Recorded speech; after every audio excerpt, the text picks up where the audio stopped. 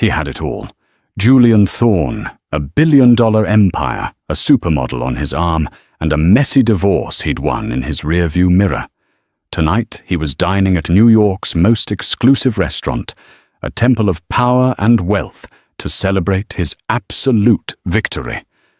But in a single moment, one glance across the crowded room froze his blood. It was his ex-wife, Elena, the woman he'd discarded, and she was visibly, undeniably pregnant. Sitting beside Damien Salvatore, the one man on earth Julian couldn't afford to call an enemy. This isn't a story about love. It's about what happens when a king realizes he's lost his heir to the man building a better kingdom. Julian Thorne didn't just walk into a room, he annexed it. Tonight the room was Aurelia, a restaurant so exclusive it didn't have a public number. You were invited or you were nobody.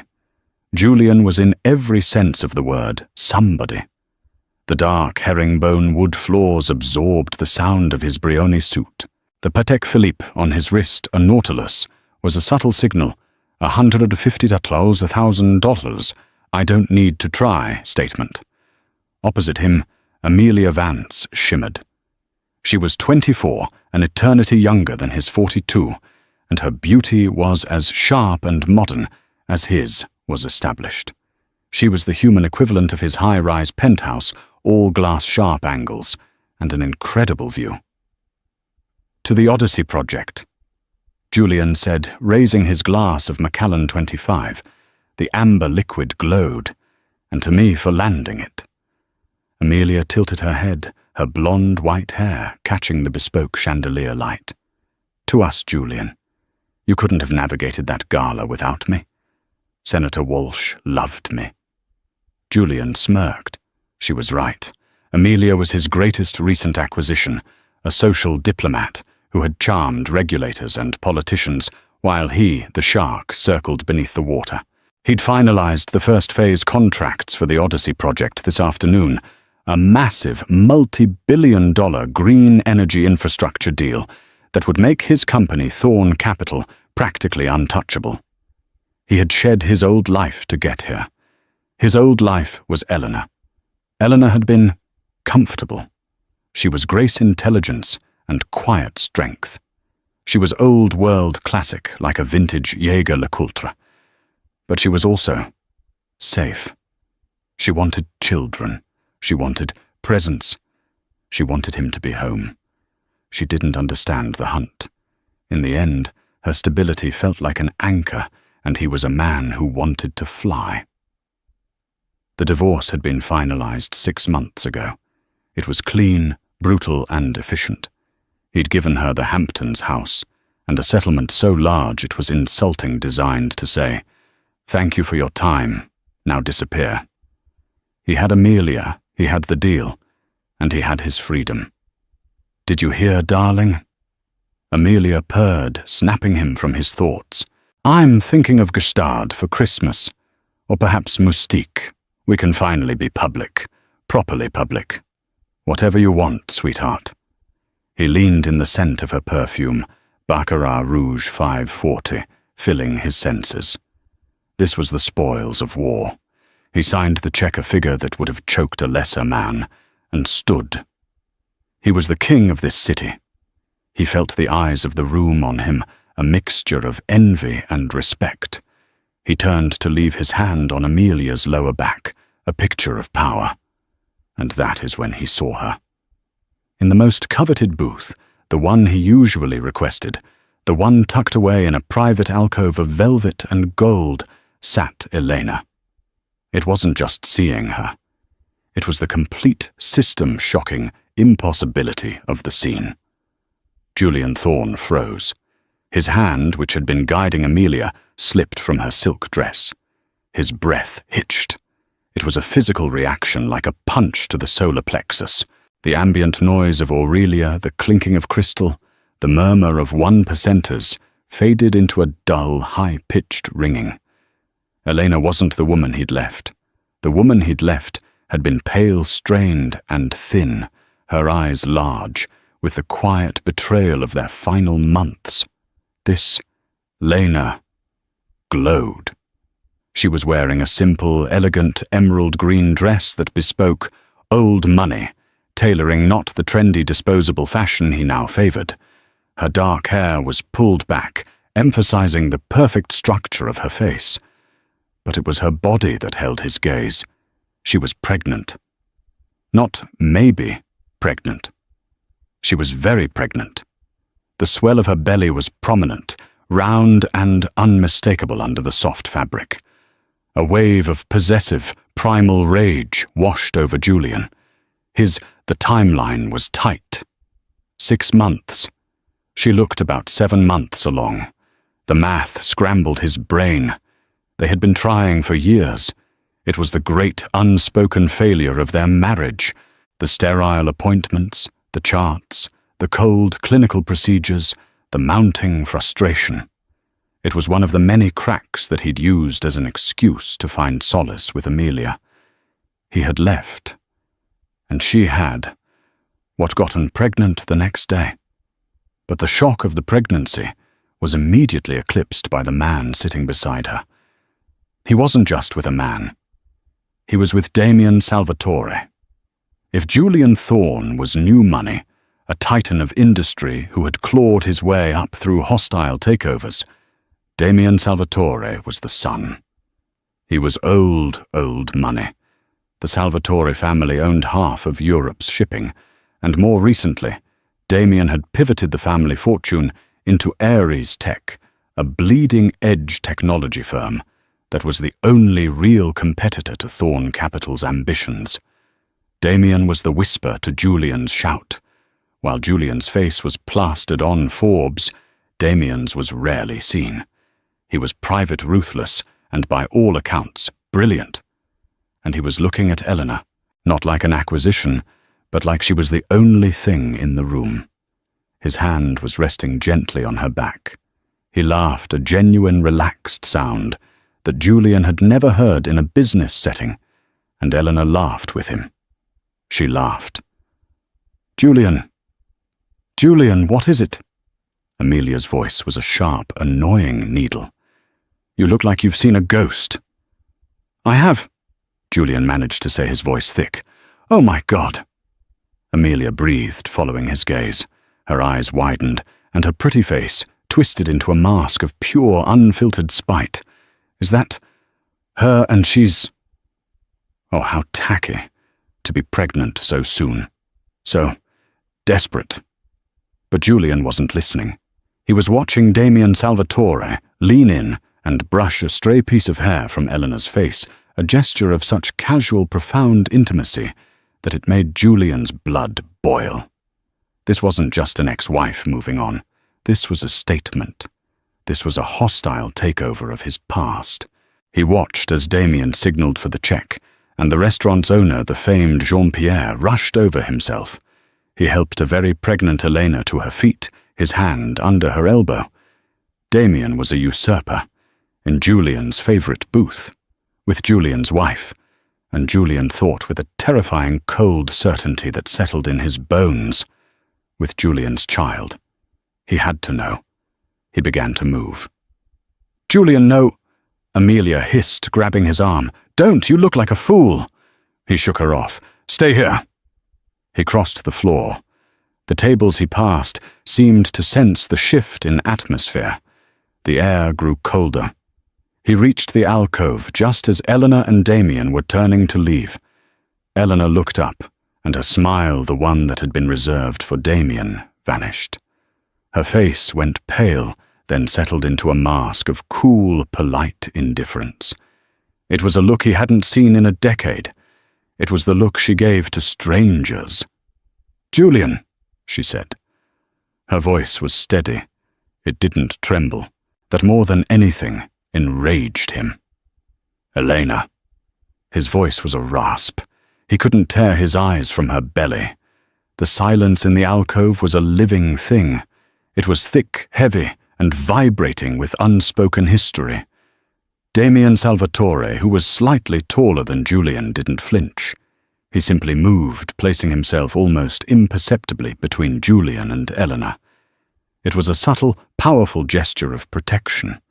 His eyes, a clear, intelligent grey, were completely unreadable. "Julian Thorne," Damien said. His voice was smooth, cultured, with a faint European accent that Julian's bare-knuckle New York background instinctively distrusted. "Damien Salvatore, I don't believe we've been formally introduced, though I'm an admirer of your work on the Odyssey project." It was a perfect opening. It acknowledged Julian's power, established his own, and subtly reminded Julian that they were, in fact, rivals. "Salvatore." Julian nodded stiffly, his eyes still locked on Eleanor.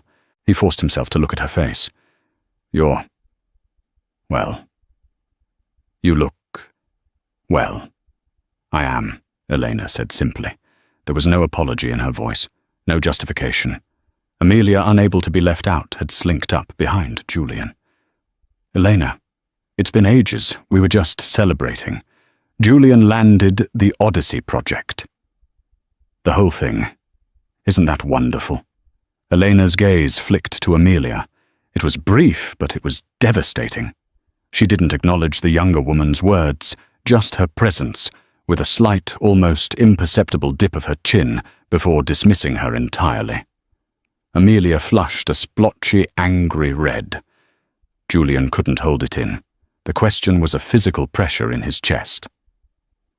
"You didn't waste any time, Elena." He gestured a crude, angry movement toward her stomach. The air temperature dropped another 10 degrees.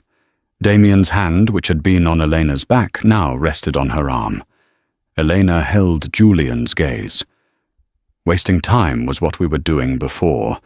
Julian, remember wasting years hoping you'd show up? I just decided to stop." "So you run to him?" Julian sneered, nodding at a multi-billionaire as if he were a common pool boy. "Julian, this is not the place," Elena said, her voice low and firm. "This is my place." Julian shot back, letting his voice rise. A nearby table went quiet. "This is my booth, and you're here with him."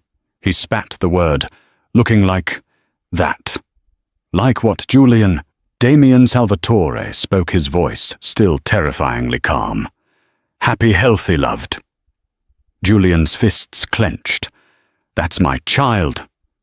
It was an accusation, not a question. The words hung in the air, heavy and toxic. Elena closed her eyes for a brief second. When she opened them, any trace of her old self, the woman who had once loved this man, was gone. She was now a stranger, armored and impenetrable. "No, Julian," she said, her voice cutting through the restaurant's hush. "This is my child. You have absolutely no claim on anything here." "I'll see about that," Julian threatened. "I'll have my lawyers." "You'll do nothing," Damien interrupted, stepping forward. He was now nose to nose with Julian. "You will not harass her. You will not threaten her. This evening is over. You are embarrassing yourself." To be told he was embarrassing himself by Damien Salvatore, of all people in Aurelia, was a humiliation Julian had never experienced. He was used to being the one who dismissed people. "Elena," Julian said, trying a different tack, pushing past Damien to appeal to her directly. "Elena, look at me. We tried for so long. This is ours. You can't just... take that. Take it." Her laugh was short and bitter. "You gave it away, Julian. You gave us away. For..." She glanced at Amelia. "For that. You signed the papers. You relinquished your rights to our marriage. You don't get to stand here in your new life and lay claim to my old one." She turned to Damien. "Darling, I'm tired. Can we please go home?" Home. The word was another knife. Damien put his hand on the small of her back. Of course. He passed Julian without another glance. He didn't need to. He had already won. Julian stood frozen as he watched them leave. He watched Damien Salvatore carefully guide his very pregnant ex-wife out of the restaurant, his hand possessively protectively on her. He watched the entire restaurant watching him. He had entered Aurelia a king. He was leaving it a court jester. Julian. Amelia's voice was timid now. Are we still going to Gstaad? He turned to her, his face a mask of thunder. He really saw her for the first time. She wasn't a prize. She was a liability. She was the cheap, flashy thing he'd traded his dynasty for. Get the car, he growled. Not a word. He was wrong. This wasn't over. This was war. The next 72 hours of Julian Thorne's life were a blur of cold fury and methodical obsession. He didn't go into the office. He locked himself in his penthouse, a sterile glass box overlooking Central Park, and shut out the world. He shut out Amelia, who he'd sent back to her own apartment in a black SUV with a curt, "I need to think." He shut out his board, his partners, and the congratulatory calls about the Odyssey Project. The Odyssey Project felt like ashes in his mouth. He did make one call, to a man named Mr. Flint. Mr. Flint didn't have an office. He didn't have a website. He was a fixer, a ghost who specialized in high-stakes corporate and personal intelligence. He was exorbitantly expensive and worth every penny. "I need everything," Julian barked into the secure phone, pacing his vast, empty living room. Damien Salvatore and Elena Hayes, that's her maiden name, when they met. Where they live, where they sleep, what they eat. I want to know what brand of toothpaste she uses. And the pregnancy. Everything. The timeline, Flint's gravelly voice replied. That's the core query. That's the core query, Julian confirmed. I want it yesterday. While Flint worked, Julian drank. He drank 18-year-old scotch and stared at the one picture of Eleanor he'd never bothered to throw away. It was from the Met Gala 3 years ago. She was in a custom Oscar de la Renta smiling at him. He had been bored that night. He had been texting a model in LA under the table. Now the memory made him sick. Not with guilt, but with a profound, gnawing sense of having been outplayed. He'd discarded a queen believing she was a pawn. Flint delivered the package 48 hours later. Not an email. A simple unmarked manila envelope delivered by a bonded courier to his private service elevator. Julian tore it open. It was all there. Photographs, timelines, bank statements, subject Elena Hayes. Divorce finalized June 14th. Met subject Damien Salvatore. Location the Save the Children Gala. Date June 28th, 2 weeks after the divorce. Julian's stomach clenched. She hadn't even waited, or had Salvatore been waiting for her timeline?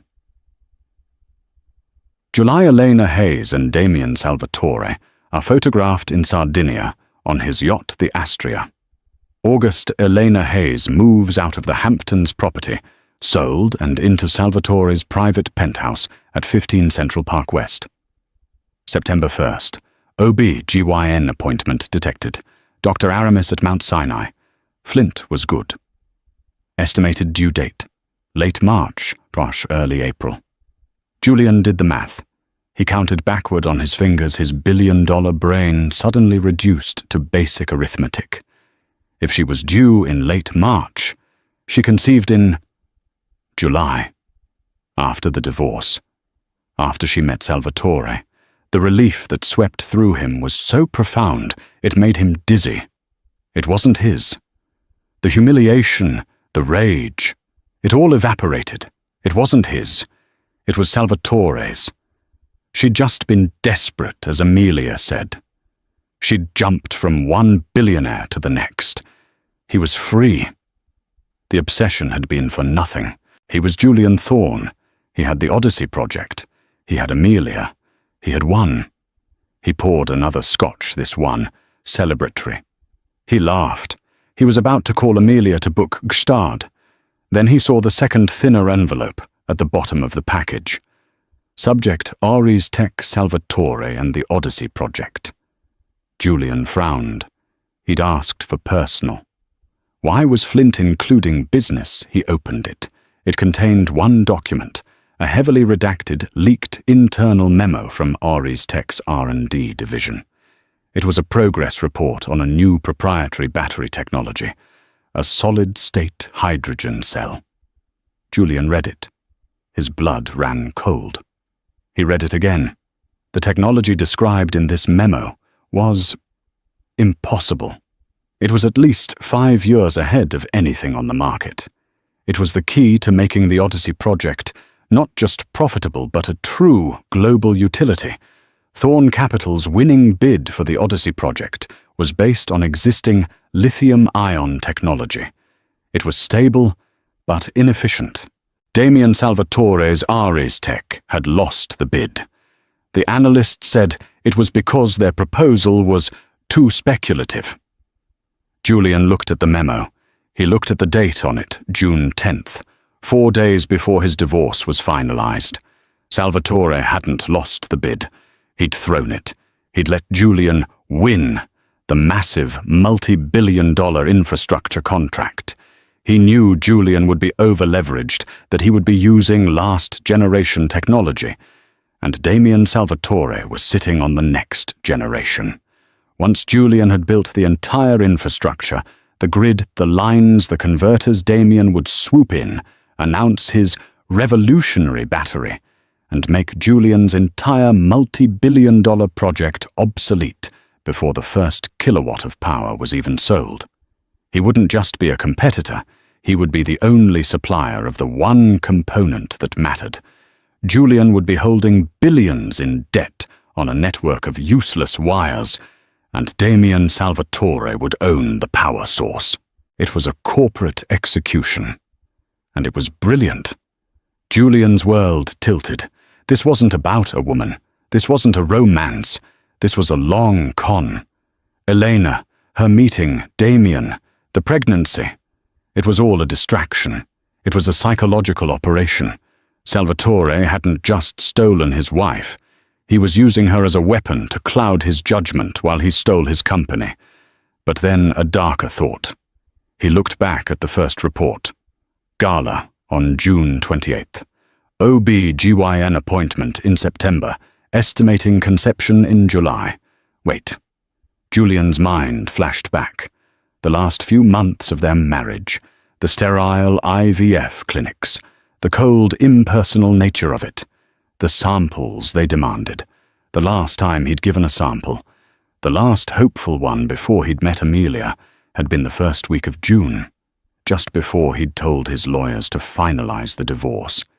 He had forgotten. He had told Eleanor to deal with it. He grabbed the secure phone, his hands shaking. He dialed Flint. Flint, the IVF clinic, a place called Genesis. I need to know what happened to the file. Already looked, Flint said. That's the part you're not going to like. Tell me. The file's active. The last withdrawal was made on June 30th. Julian stopped breathing. June 14th. Divorce finalized. June 28th. Elena meets Damien Salvatore. June 30th. Elena goes to the IVF clinic. Alone. The sample used, Julian choked out. The sample. Yours, Mr. Thorne, Flint said. Registered, catalogued and signed for by Ms. Hayes. It's 100% your biological child. The Scotch glass slipped from his fingers and shattered on the Italian marble floor. It was his child. She had conceived it after the divorce, with his sperm, while she was with Damien Salvatore. Salvatore wasn't just stealing his company. He was letting his rival raise his biological heir. He was stealing Julian's legacy. This was no longer business. This was annihilation. Julian Thorne didn't just get angry. He weaponized. The revelation changed the board entirely. The shock and rage solidified into a diamond-hard point of strategy. He wasn't a man grieving a lost love. He was a king defending his bloodline. The child, his heir, was being held in the enemy's camp. This was a rescue mission. He didn't go to his lawyers. Not yet. This wasn't a legal battle. It was a psychological one. He needed to strike at the foundation of their new life. He needed to remind Elena who she was and what she had stolen. He found her. Flint's report had been thorough. 15 Central Park West. Damien Salvatore's fortress. Julian didn't call. He just showed up. The doorman, a man in a waistcoat, who looked like he could stop a bull, tried to block him. Mr. Thorne. "I'm sorry, sir, but Mr. Salvatore is not. I'm here to see Elena," Julian said, shouldering past him. The doorman moved to stop him, but Julian's eyes were murderous. "Touch me, and I'll buy this building by noon just to fire you. Call up. Tell her Julian Thorne is in her lobby." The man paled and made the call. A moment later, the elevator chimed its doors, opening directly into the lobby. It was waiting for him. He was being allowed in. The elevator opened directly into a sprawling 5,000-square-foot penthouse. It wasn't Julian's style. His was chrome and glass. This was warm.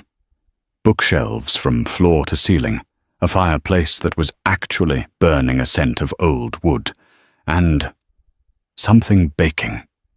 It felt like a home. He hated it. Eleanor was standing by the massive windows overlooking the park. She was wearing a simple cashmere wrap, and seeing her in the light, she was even more radiant than she had been at Aurelia. She was alone. "You're trespassing, Julian," she said, not turning. "You're a thief." He shot back, his voice echoing in the vast room. She turned slowly. Her face was calm. "You're going to have to be more specific. You've accused me of many things. Wasting your time, not being ambitious enough, being boring. Thief is new. The baby." He strode into the center of the room. "The child. My child." Elena's hand went to her stomach, a protective gesture that was as old as time. "You gave up the right to call him that." "I gave up no such thing. You used me. After the divorce, you went to Genesis. You took what was mine." "What was ours?" She corrected her voice, rising for the first time. "What we made. What I was supposed to. What just throw it away because you found a newer, shinier object. You told me to deal with it. Julian. So I did. This child was the only part of our marriage that wasn't a lie. And what's this?" Julian sneered, gesturing around the opulent room. "What Salvatore? Is he a lie too? Or is he just a convenient placeholder, a rich babysitter? He's a better man than you'll ever be," she said, her voice dropping a quiet venom in it. "He's a man who showed up. He's a man who sat with me through morning sickness, who held my hand during the amniocentesis.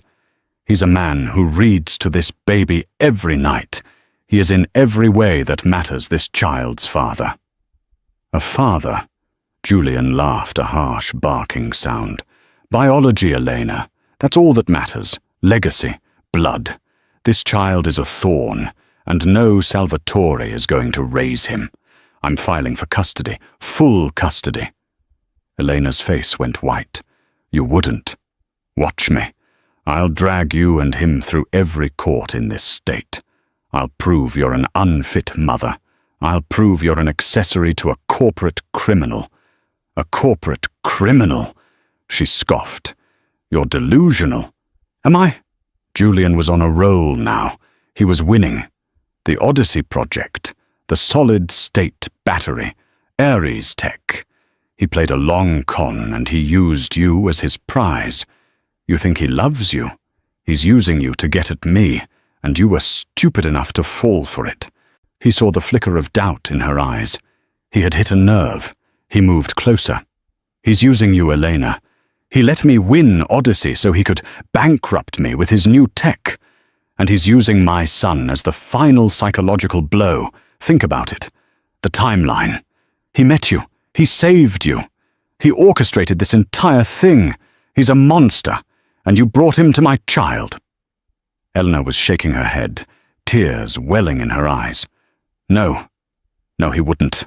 He did, Julian said, his voice softening, becoming almost conspiratorial. But it's not too late. You can fix this. Leave him. Come back. You and me, and our son. We can be a family. We can merge Thorn Capital and Ares Tech. We can rule everything. He had reached her. He put his hand on her arm. It's all I ever wanted, Julian, she whispered, looking up at him, the tears streaming down her face. A family. I know, he said, pulling her in. I know. I was a fool. He was about to kiss her. He had won. He had his wife, his child, and his enemy's greatest asset, all in one move. I take my hand off my fiancé Thorn. Now. The voice came from the doorway. Damien Salvatore stood there, a leather briefcase in one hand. He wasn't winded. He wasn't angry. He was completely, utterly still. He radiated an apex predator calm that was far more terrifying than Julian's hot rage. Elena ripped herself from Julian's grasp, her face a mask of shame and confusion. Damien, he said... I heard what he said, Damien said, walking calmly into the room.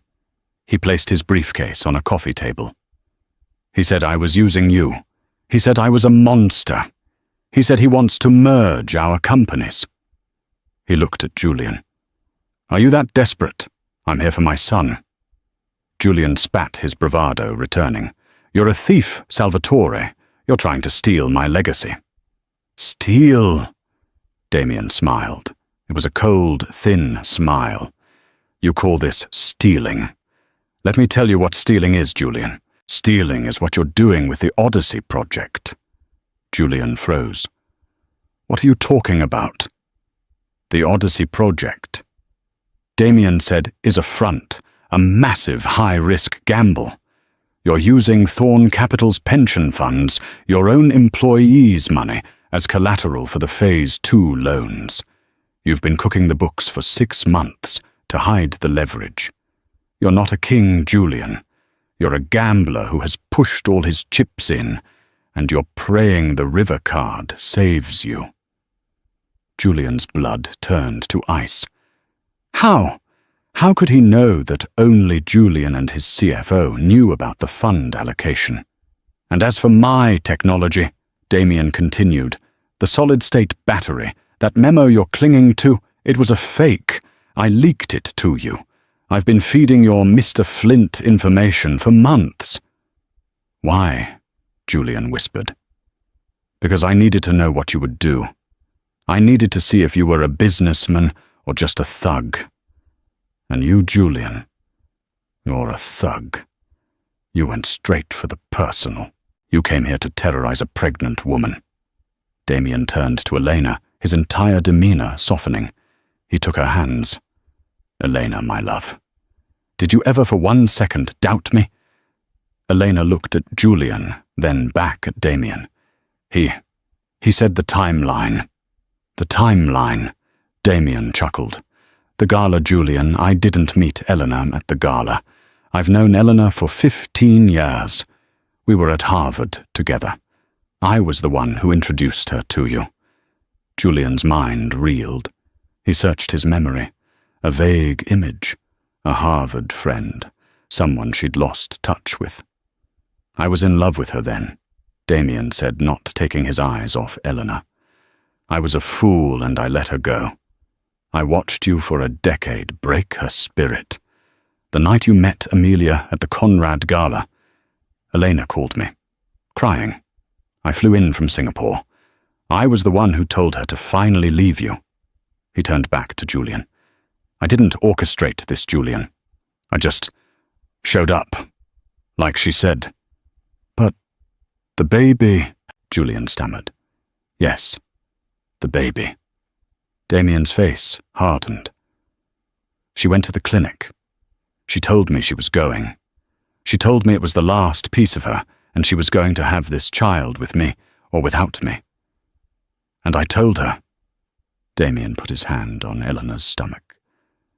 I told her that a child deserves a father, and that I would be honored to be this child's father in every way that matters. I will adopt him. He will have my name. He will have my love. He will have my legacy. No. Julian was backing away. This was a nightmare. Yes, Damien said. You want to sue for custody, Julian, please. Try. Bring your cooked books and your pension fund theft into a family court. See who they award custody to. See what the SEC does. Damien picked up his briefcase. You have no power here, Julian. You have no legacy. You're an empty suit. Now get out of my home. Julian stood there, shattered. He had come in with a paternity weapon, and the weapon had exploded in his own hands. He looked at Eleanor. She wasn't looking at him. She was looking at Damien, her eyes filled with an adoration he now realized had never been for him. He was the ghost. He was the one who was trespassing. He turned, and for the first time in his life, Julian Thorne retreated. Retreat for Julian was simply a strategic repositioning. He left Damien's penthouse, but the fight was far from over. The humiliation had burned away his shock, leaving behind a cold, desolate landscape of pure, unadulterated rage. He had been played. From the beginning, Damien and Elena Harvard, sweethearts, apparently had conspired to ruin him. They had used his own child, his blood, as the ultimate weapon of revenge. The story about Ares Tech and the fake memo. He wasn't sure what to believe. But the accusation about his finances, that was real. And Damien knew. Julian was no longer fighting for a legacy. He was fighting for his life. He returned to his penthouse and made 2 calls. The first was to his legal team. I want to file for paternity and full custody, he barked. I don't care what it costs. We claim the mother is unstable, that she conspired with a business rival to defraud me. We'll use the IVF. We'll say she stole genetic material.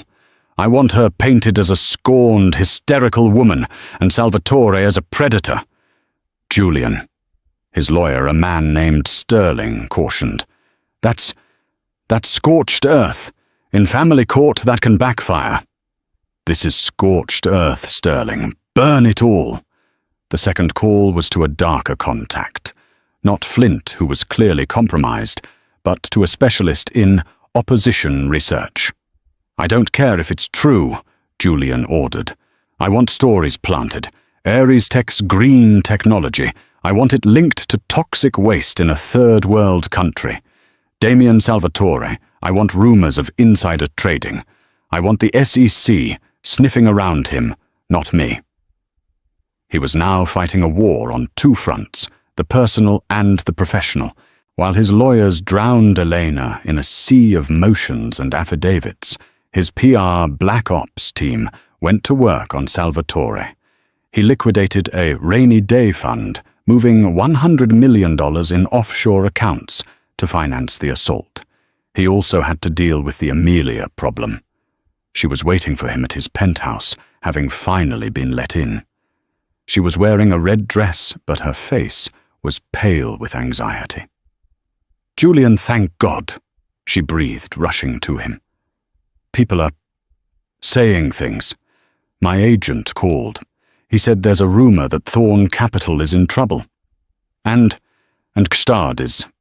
Well, the press is everywhere. Is it true about your ex-wife? Julian looked at her, and all he felt was irritation. She was a child, a bauble. She didn't understand the scale of the game being played. Amelia, I'm busy, he said, walking past her to the bar. Busy, Julian. I've been by your side. I've been your partner. You promised me. I promised you a good time, Julian said, pouring a brandy. And you've had it. Right now I'm in a war. You're not built for war. The color drained from her face, replaced by a flush of anger. Not built for it. I'm the one who charmed Senator Walsh. I'm the one who got you the meeting for Odyssey. You used me. We used each other, darling. That was the arrangement. No, she said, her voice shaking. I thought you loved me. Julian laughed. A real, genuine laugh. Love you? Oh, Amelia. Don't be naive. You were a transaction, and frankly, the deal is closed. He turned his back on her. He expected tears. He expected her to slam the door. He didn't expect the click of a phone's record button. He spun around. Amelia was holding her iPhone, her hand steady, her eyes glittering with a coldness he had never seen before. "That's all I needed," she said. "What is that?" Julian growled, advancing on her. "Give me the phone." "No," she said, backing away. "You think I'm stupid. You think I'm just a bauble. I've been with you for a year, Julian. I've listened to your calls. I've seen the real ledgers, the ones you keep in the safe behind the Matisse." Julian stopped dead. The pension fund collateral, the offshore accounts, the rainy day fund you just liquidated to attack Damien Salvatore. She continued, a bitter smile on her face. "You didn't close this deal, Julian. You just defaulted." You wouldn't," he whispered. "You'd be implicated. It's suicide." "It's a life raft," Amelia corrected. "I'm not a bauble.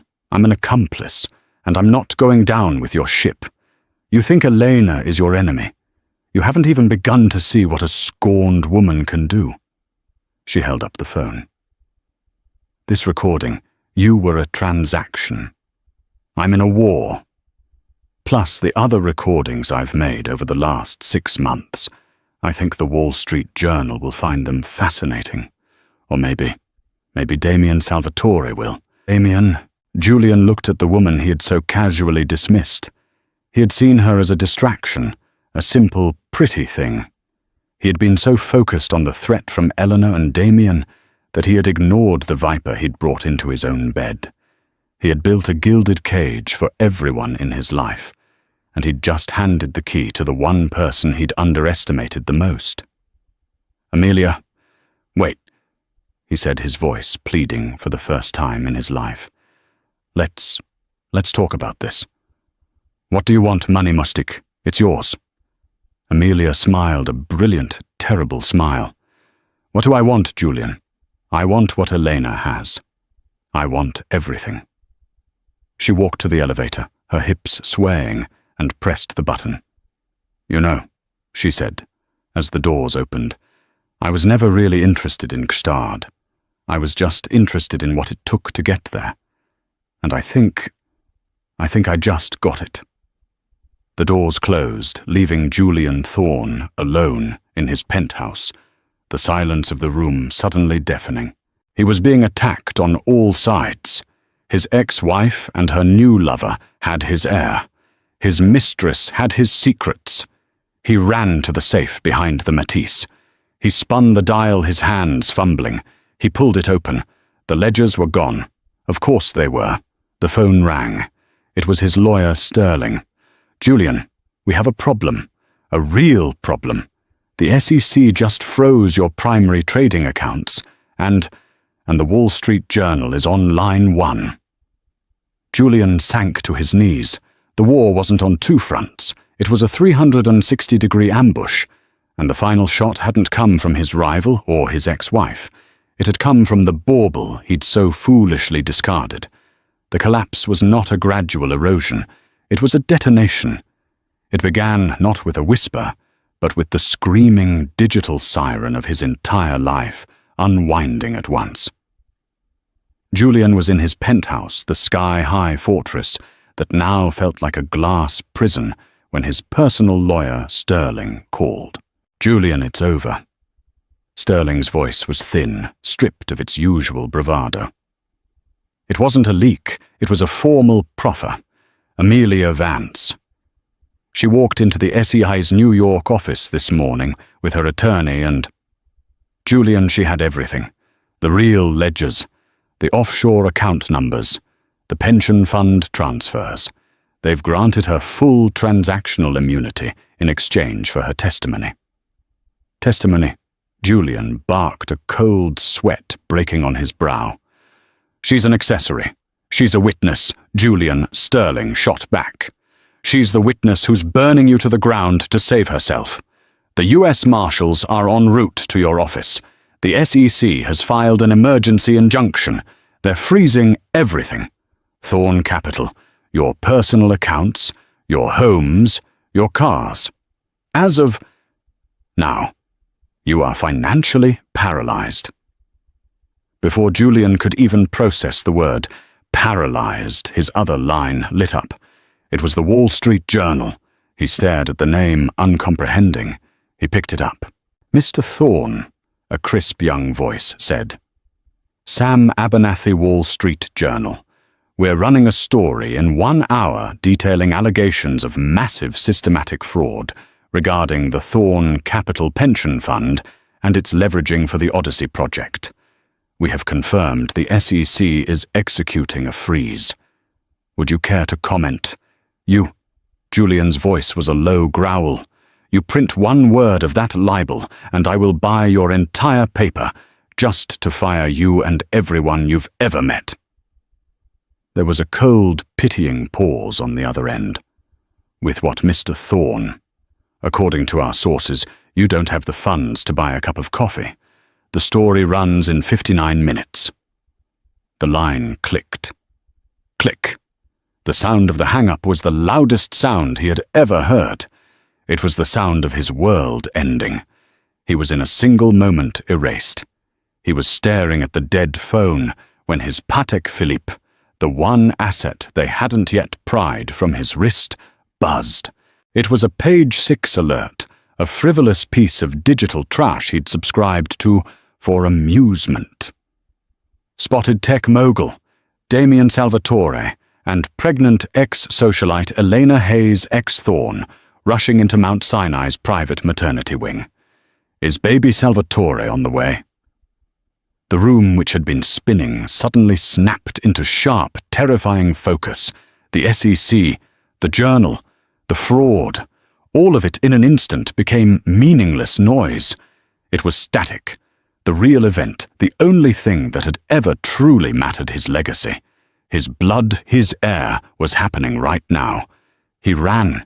He didn't grab a coat. He didn't call a driver. He sprinted to his private elevator, his mind a white-hot scream. My son. My son. My son. The doorman in the lobby, a man Julian had never bothered to learn the name of, saw his boss disheveled, wild-eyed, and emanating pure terror, and simply looked away. The news was already out. Julian burst onto the street, trying to summon his Maybach. It didn't come. He ran to the private garage. It was sealed. A single stark white notice was pasted to the steel door. Property seized by the U.S. Marshal Service. He was a king with no kingdom, a man with $1 billion name who had no car. He stumbled onto Central Park West and did the most humiliating foreign thing he could imagine. He stuck out his hand and hailed a yellow taxi.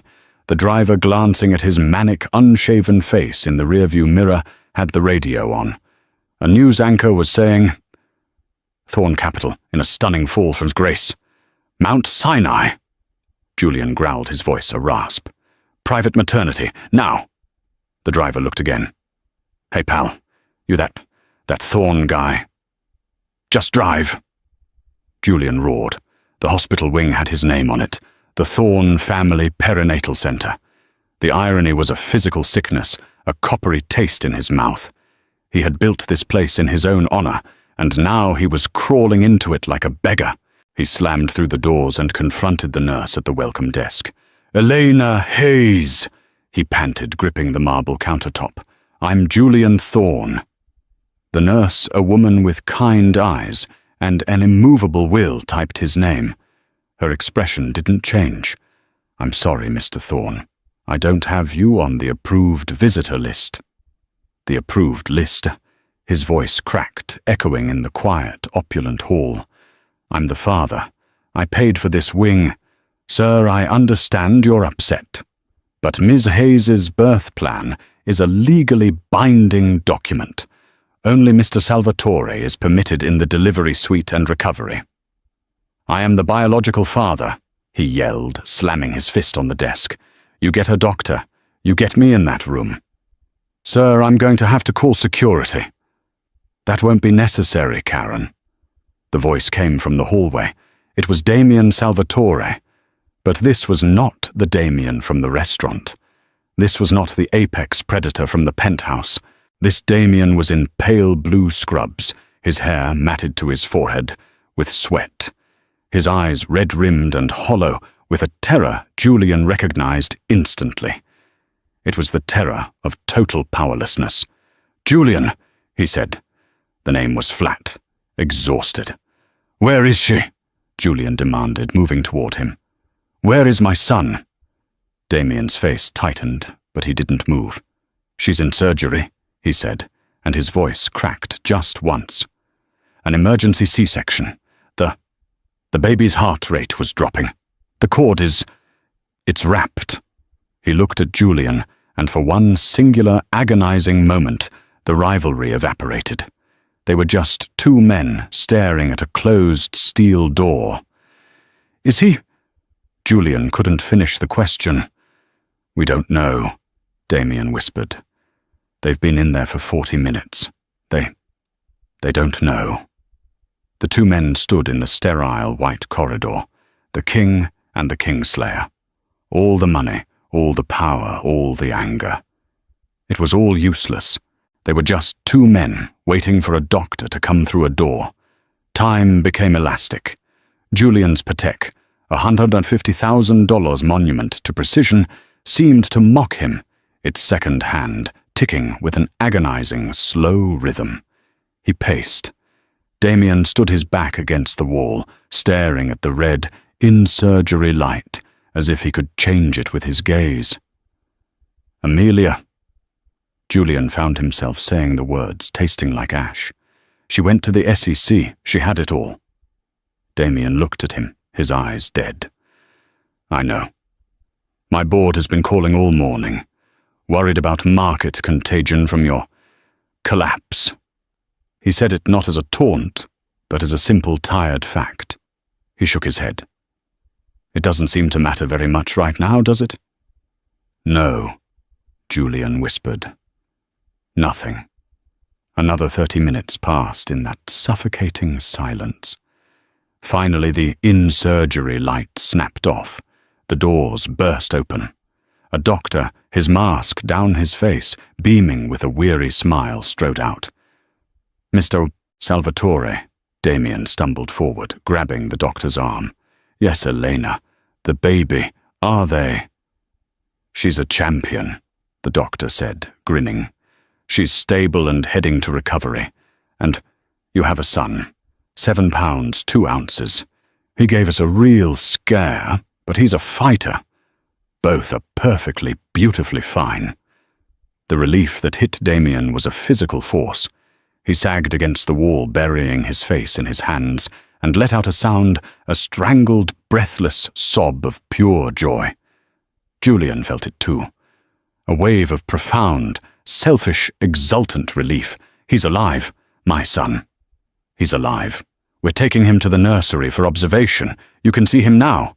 And Miss Hayes is being moved to recovery room 301, the doctor said before moving on. Damien, wiping his face, composed himself. The steel returned to his spine. The truce was over.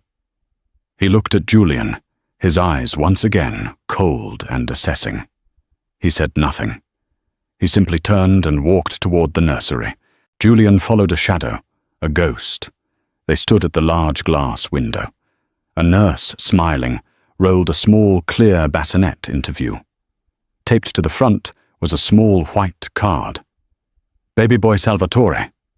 The name was a punch, but then Julian saw him. He was tiny. He had a thatch of dark, wet hair. His face was red and scrunched, but he was perfect. As Julian watched, the baby's tiny starfish-sized hand waved in the air and he yawned. Julian's own hand came up, pressing against the cold glass mirroring his son's. A feeling he had never known, a deep, cellular, primal pull locked in his chest. It was his. That was his blood. That was his legacy. Julian's voice was thick, broken. He's beautiful. Yes, Damien said, his voice a blade of ice. He is. The moment was shattered by the sound of a gurney. A nurse was wheeling Elena out of the surgical bay. She was pale, her eyes closed, but she was smiling. Damien, she whispered, not opening her eyes. I'm here, my love, Damien said, rushing to her side, his voice softening instantly to a lover's murmur. He kissed her forehead, her cheek, her hand. I'm here. He's perfect, Elena. He's perfect. I want to see him, she whispered. Our son. Her eyes fluttered open. She saw Damien, and her face lit up with a love so profound it was almost blinding. Then her gaze drifted past Damien. She saw Julian, his hand pressed to the nursery glass. Her smile did not falter. Her face did not twist in anger. It simply closed. The light went out. She looked through him as if he were a pane of glass, a mildly annoying reflection.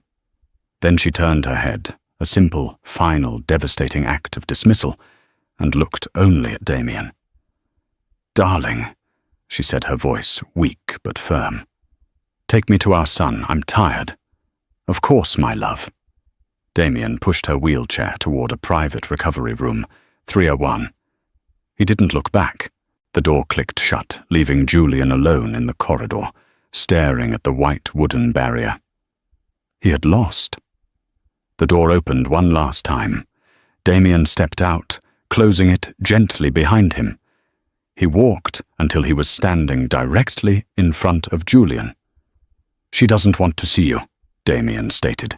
He's my son. Julian hissed a desperate, pathetic plea. You saw him. He's mine. No. Damien said, his voice low and lethal. He's not yours. You were a biological component, a donor. You're not a father. A father is the man who sat with her through the morning sickness you caused and he cured. A father is the man who held her hand while she was terrified in that operating room. A father is the man who will teach him to ride a bike, who will be there for his first day of school, who will show him what it means to love a woman with respect. That will be me. I'll fight you, Julian stammered. Paternity, custody. You'll what Damien cut him off, his voice, devoid of all emotion. You'll fight me from a federal prison. You're a pauper. Your name is radioactive. By the time you get out, if you get out, my son will be in college. My lawyers will ensure you are nothing but a redacted line in a court document. You don't exist. Damien leaned in, the final fatal blow. You thought this was about a company. You thought this was about a baby. You are so small. This was about a life you threw away. You will have no part in it. Your legacy isn't that baby. Your legacy is an SEC filing. You are a footnote in your own son's story. Is that clear? Julian couldn't speak. He couldn't breathe. He was utterly, finally broken. Good. Damien gave a single curt nod. He opened the door to room 301 and walked back to his fiancée, his family, and his son. The door clicked shut. Julian stood in the sterile, white corridor of the wing that bore his name. He could hear faintly through the door the sound of a baby crying, and then a woman's soft, soothing voice. The freeze he'd felt in Aurelia, that shock of seeing her, that was just a cold snap.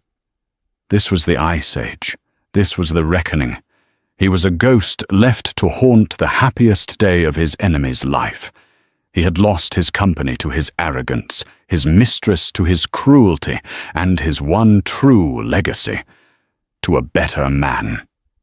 He turned, and for the first time in his life, with not a single person in the world, watching Julian Thorne walked away. In the end, Julian Thorne learned the hardest lesson. You can't put a price on legacy, and you can't build an empire on a rotten foundation. He lost his company to his arrogance, his mistress to his cruelty, and his child to the man who understood something he never did. Love is the only asset that truly appreciates. He thought he was in a war for his company, but he was really in a war for his soul. And he'd already sold it. What do you think? Was this justice, or was it the ultimate revenge? Let me know your thoughts in the comments below. If you were riveted by this story of power, betrayal, and consequence, please hit that like button, share this video with someone who loves a good drama, and most importantly, subscribe to the channel for more stories where the mighty don't just fall, they crash